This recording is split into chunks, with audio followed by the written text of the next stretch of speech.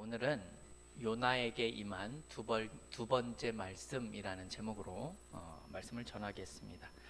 오늘은 요나의 세 번째 이야기를 나누어 보려고 합니다. 이 요나의 이야기를 모르는 그리스도인들은 거의 없을 거라고 생각이 듭니다. 주일학교에 있는 어린 학생들도 이 요나의 이야기를 들으면 한눈을 팔지 않고 귀를 기울이는 이유가 그 내용이 매우 흥미진진하기 때문에 그렇죠. 이러한 요나에게 어느 날 하나님의 말씀이 임하게 됩니다. 이 느느웨라는 큰 성에 가서 그 성의 악독이 하나님 앞에 전달되었다라는 사실을 그 내용을 전달하라는 것이죠.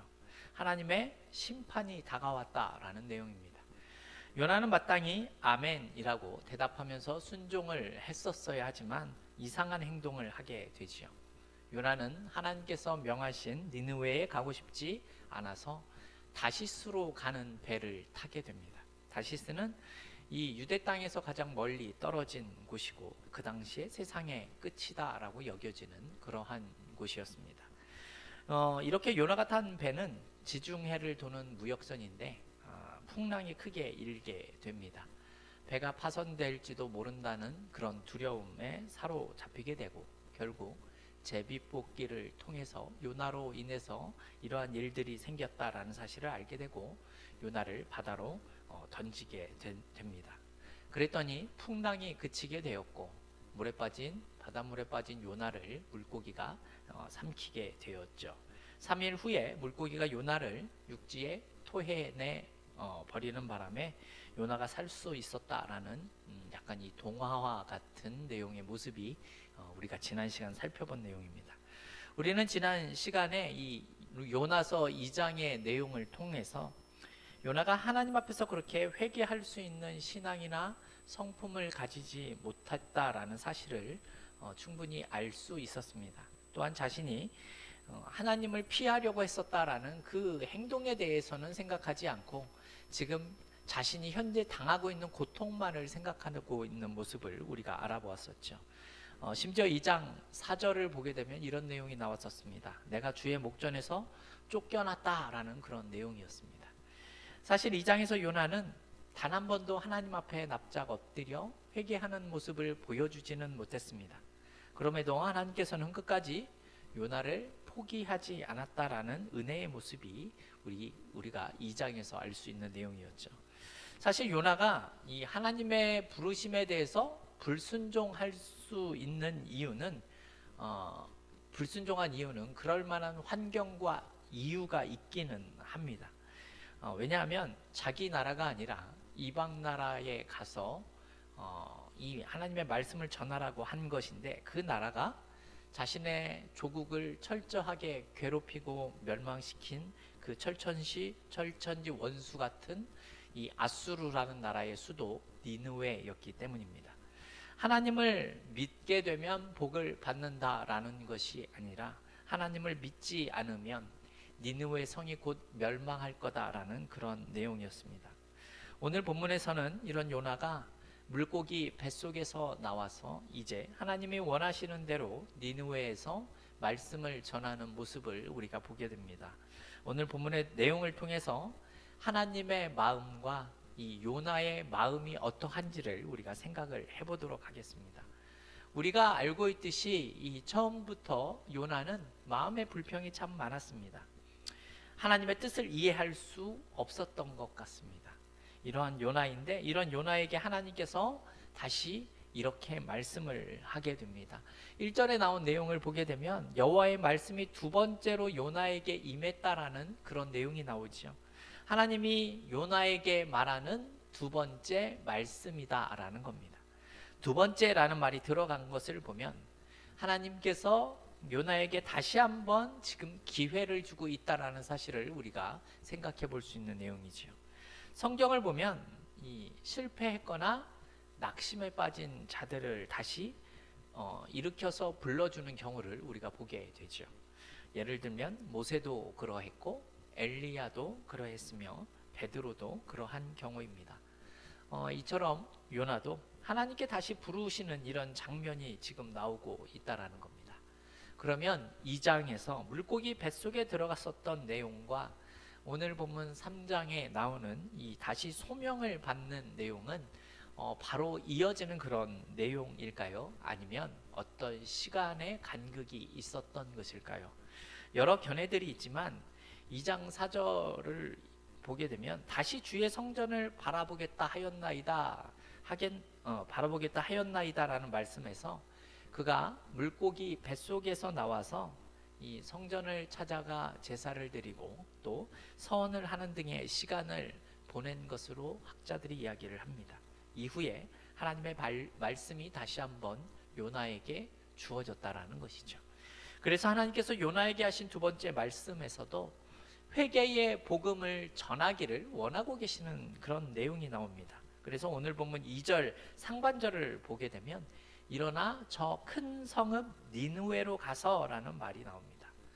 이 말은 일어나서 또 가라라는 두 개의 이 강한 명령어로 되어져 있습니다. 내용이 이렇다라는 것은 어떠한 뜻이겠습니까? 요나가 일어나서 가면 내가 너를 통하여서 일을 할 것이다 라는 내용입니다. 이어지는 2절 하반절에서 내가 내게 명한 바를 그들에게 선포하라 라고 나오지요. 일어나서 가면 내가 내게 명한 것을 선포하기만 하면 된다라는 그런 내용입니다. 그래서 요나가 드디어 니느웨에 등장하는 모습이 나타납니다. 3절에 나온 내용인데요. 이 3절 말씀 우리 같이 한번 읽어보겠습니다. 3절입니다. 요나가 여호와의 말씀대로 일어나서 니느웨로 가니라. 니느웨는 사흘 동안 걸을 만큼 하나님 앞에 큰 성읍이더라. 아멘. 여호와의 말씀대로 니느웨에 가봤더니 어떠한 곳이라고 합니까? 니느웨는 3일을 걸을 만큼 큰 성읍이다 이렇게 말을 하죠. 실제로 이 니느웨라는 도시는 둘레가 95km 정도 되고 직경이 30km 정도 된다고 합니다. 여기서 3일은 단순히 걸어가는 보행자의 뜻으로 3일이 아니라 전도자로서 이 골목 저 골목을 다니면서 전도를 하는, 말씀을 선포하는 모습을 말하는 겁니다. 이렇게 3일을 다녀야 하는 도시가 니느웨였다라는 겁니다. 그러나 요나는 3일을 해야 하는 그 전도를 하루 만에 끝냈다라고 말씀하고 있죠. 그리고 4절을 보면 이렇게 이야기를 합니다. 요나는 니느웨에서 하루 동안 다니면서 하는 얘기가 40일이 지나면 니느웨가 무너질 것이다 라고 외쳤다라고 합니다. 우리는 여기서 요나의 마음을 다시 한번 확인할 수 있지 않나 싶습니다. 3절에서 니느웨가 3일 길을 다녀야 하는 곳이다 라고 말을 했습니다. 그런데 요나는 하루 동안만 다니면서 니느웨가 무너질 것이다 라고 외쳤을 뿐입니다. 만약 요나가 하나님의 마음을 잘 알게 되어서 그러한 마음을 가지고 이 말씀을 선포했다면 사실 이 짧은 한마디로 하루 동안만 선포하고 다닐 이유가 없다라는 것이죠. 만약에 요나가 진심으로 깨닫고 회개하고 그 성에서 복음을 전하는 선지자의 도리를 다 하려고 했다면 하루가 아니라 5일, 10일, 한 달, 그리고 심판이 되는 날 전까지라도 회개하는 모습을 보일 때까지 복음을 전하는 것이 요나의 사명이었어야 맞다라고 생각이 됩니다. 하지만 하루만 돌아다니는 모습이죠. 이것이 요나의 진실된 모습이 아닌가 싶습니다. 2장에서 물고기 뱃속에 들어갔다 나온 이후에 새로운 마음으로 하나님의 말씀을 전하는 모습이 있었다면 지금과 같은 모습을 보이지는 않았을 것 같습니다. 요나가 진심으로 회개를 선포하러 간 것이 아니라 사실은 그의 모습을 보게 되면 약간 울며 겨자 먹기 식의 모습을 보이는 것이 아닌가 생각이 듭니다. 그래서 40일이 지나면 니느웨가 무너질 것이다 라고 이 한마디를 전했다라는 것이죠.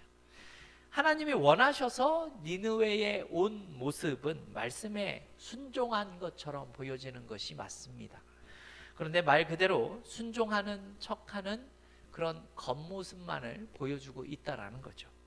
요나의 마음과 행동에 사실 진심이 담겨져 있지는 않은 것 같습니다. 하나님의 뜻을 거역할 수 없다라는 사실을 그가 깨달았음에도 불구하고 그 마음에는 그 진심이 없다라는 것이 행동으로 드러나고 있다는 것이죠. 그리고 메시지를 보십시오. 요나는 아주 짧게 심판과 저주의 메시지만을 전하고 있습니다. 실제로 요엘 선지자 같은 경우에는 하나님의 명령을 전할 때 은혜로우신 하나님 앞에 돌아오게 되면 용서해 주실 것이다 라는 하나님의 성품에 대한 내용과 또 회개에 대한 내용을 동시에 전하는 모습이 있었습니다. 하지만 요나의 메시지는 무엇입니까? 40일이 지나면 망하게 될 것이다 라는 내용 외에는 없었다라는 겁니다. 그런데 놀라운 일이 벌어집니다. 5절 말씀을 제가 읽어보도록 하겠습니다. 니느웨 사람들이 하나님을 믿고 금식을 선포하고 높고 낮은 자를 막론하고 굵은 배 옷을 입은지라, 이렇게 말씀하는 내용입니다. 요나의 이렇게 형식적인 심판의 말을 들었을 뿐인데 지금 회개하는 모습이 보여지고 있다라는 겁니다. 하나님을 믿게 되고 금식을 선포하고 낮은 자를 막론하고 높고 낮은 자를 막론하고 베옷을 입었다라고 얘기를 하죠. 이 모습을 봤던 사람들 중에 아마도 요나가 이 모습에 대해 제일 황당해하는 모습을 보이지 않았을까 하는 생각이 듭니다. 그런데 더 신기한 모습이 6절에서 나타납니다. 우리 6절 말씀 같이 한번 읽어볼까요? 6절입니다. 그 일이 니느웨 왕에게 들림에 왕이 보좌에서 일어나 왕복을 벗고 굵은 베옷을 입고 제 위에 앉으니라. 이렇게 말씀합니다. 사실 왕은 요나를 보지도 못했던 사람이고 요나에 대해서 알지도 못하는 사람입니다. 그런데 말씀을 보면 이 일이 니느웨 왕에게 들림에라고 합니다. 그러니까 길거리에서 전해지는 소문을 들은 겁니다. 그 소문을 들었을 뿐인데 지금 그 나라의 왕이 회개하는 모습을 보여주고 있다라는 겁니다. 그런데 조금 더 황당한 모습들이 나타나죠. 7절을 보게 되면 왕과 대신들이 조서를 내리는 모습이 나오는데요. 사람이나 짐승이나 아무것도 먹지 말라라는 말씀이 나옵니다. 심지어 물도 마시지 말라라는 조서의 내용이 있습니다. 지금으로 따지면 대통령과 이 국회의원들이 특별법을 만들어서 회개하고 금식해야 된다라고 지금 법안을 입법을 한 것입니다. 그래서 8절을 보게 되면 사람이나 짐승이나 굵은 베옷을 입고 하나님을 부르짖고 악한 길과 강포에서 떠나라고 이렇게 말씀하고 있습니다. 그런데 이 말을 지금 누가 하고 있는 줄 아십니까? 이방의 왕이 그 이야기를 하고 있다라는 겁니다. 하나님의 선지자인 요나는 40일 후면 멸망할 것이다, 딱 이 내용만을 전하고 있었을 뿐입니다. 그런데 이방 왕이 선지자가 해야 할 말을 마치 대신하는 것과 같은 모습을 보여주고 있다라는 겁니다. 심지어 짐승들까지도 회개하고 금식하는 그런 모습에 대한 모습이 나오고 있다는 것이죠.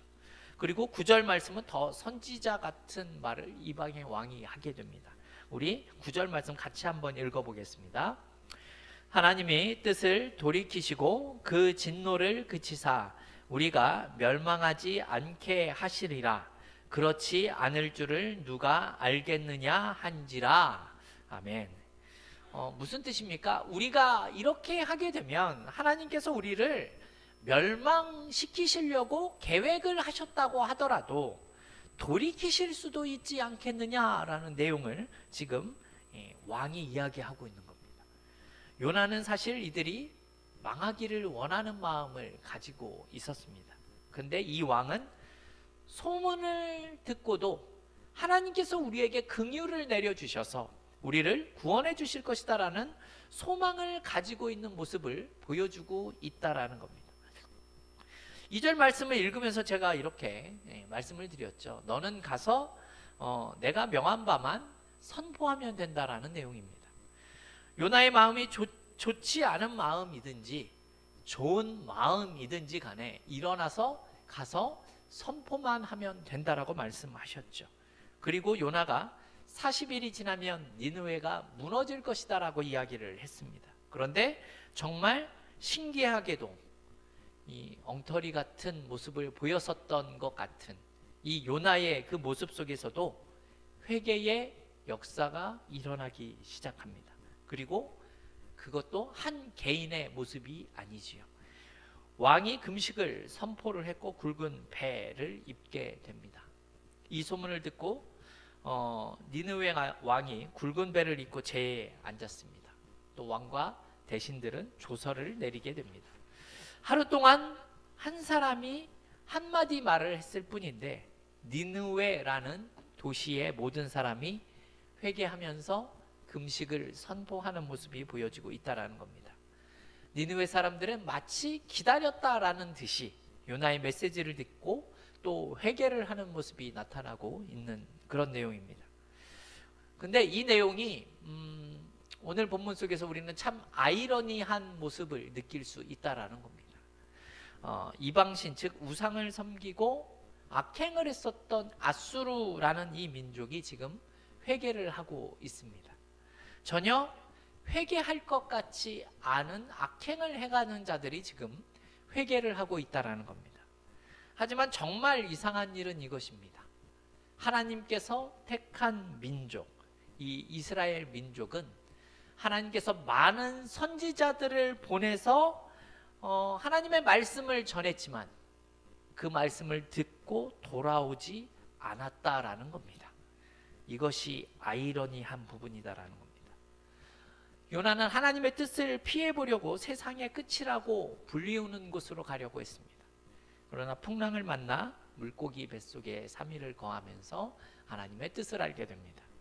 억지로 순종하는 듯한 모습을 보여주지만 여전히 해결되지 않은 불순종의 마음이 있다는 사실을 우리가 4절에서 확인을 할 수 있죠. 이스라엘을 대표하는 요나는 하나님의 말씀에 순종하는 척을 했을 뿐이지만 니느웨의 왕과 백성들은 회개의 모습을 보여주게 됩니다. 심지어 짐승들까지도 금식하는 모습이 나타납니다. 더세움교회 성도 여러분, 오늘 우리는 이 말씀을 통해서 우리로 하여금 많은 생각을 하게끔 만든다라는 사실을 알 수 있습니다. 예를 들자면 이러한 모습들이 있죠. 제가 이렇게 설교를 하지만 이 자리에 앉아 계신 분들이 마치 설교를 듣는 척만 하고 계신다라는 겁니다. 그런데 유튜브에 올린 설교 영상을 어떤 사람이 지나다가 우연히 들었는데 그 모습을 듣고 회개하는 모습을 보이는 것과 비슷하다라는 것이죠. 여러분, 이것을 보면 하나님은 우리들이 악하다라고 생각하는 사람까지도 사랑하고 계시고 그들을 통치하고 계신다라는 사실을 우리가 깨닫게 됩니다. 10절에 하나님의 마음이 어떻게 나타나고 있습니까? 하나님께서 그들이 악한 길에서 돌이켜 떠난 것을 보시고 뜻을 돌이켜서 그들에게 내리려고 했었던 재앙을 내리지 않으셨다라는 내용이 나옵니다. 여러분, 하나님의 목적은 니느웨를 멸망시키는 것입니까? 아니면 이들이 회개하여 돌아오기를 원하고 계시겠습니까? 회개가 목적이다라는 겁니다. 그래서 하나님이 이들을 돌아오게 하시는 내용입니다. 요나가 보기에는 이 사람들은 죽어 마땅한 민족입니다. 너무나 악행을 많이 저지른 그런 민족입니다. 그래서 하나님의 심판을 받는 것이 너무나 당연한 사람들입니다. 그러나 하나님의 뜻은 이들을 살리는 것에 목적이 있다라고 지금 말씀하고 있다는 것이죠. 그러니까 요나의 이 엉터리 같은 선포에도 불구하고 하나님은 니느웨가 회개하도록 하셨다라는 내용을 보여주고 있다라는 겁니다.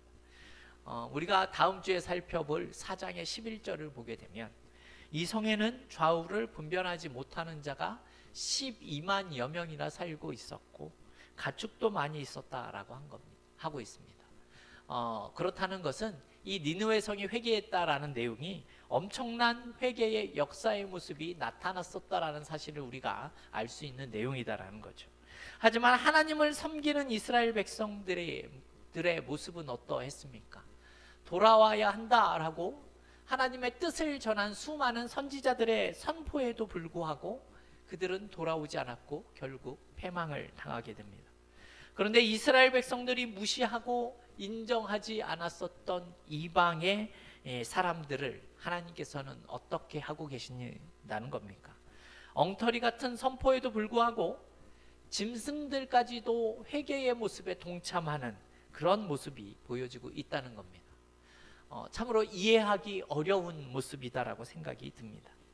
이런 모습을 예수님께서는 마태복음 12장 41절에서 또 이렇게 말씀하고 있습니다. 우리 말씀 앞에 나와 있는데요, 같이 한번 읽어보도록 하겠습니다.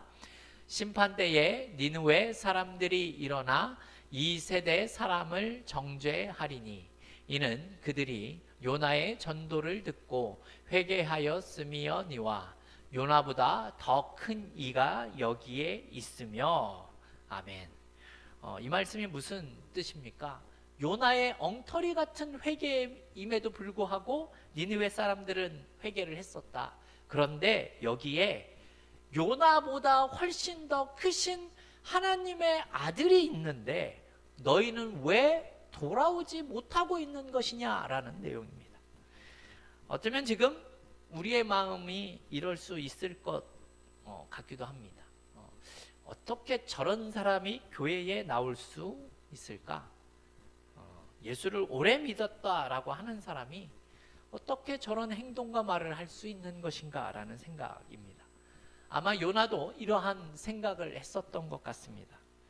그리고 지금 어쩌면 우리의 마음속에도 이런 요나의 모습과 비슷한 부분이 있을 수도 있다라는 것이죠.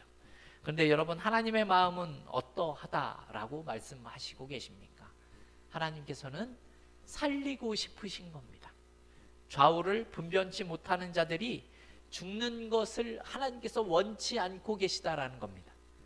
요나가 불순종과 거부를 하는 그런 모습에도 상관이 없다라는 것이죠. 하나님이 이들을 살리려고 하고 계시기 때문에 요나에게 일어나 가서 전하라 라고 말씀하셨다라는 겁니다. 더세움교회 성도 여러분, 오늘 우리는 요나의 모습을 보면서 우리의 모습이 어떠한지를 생각해 볼 필요가 있습니다.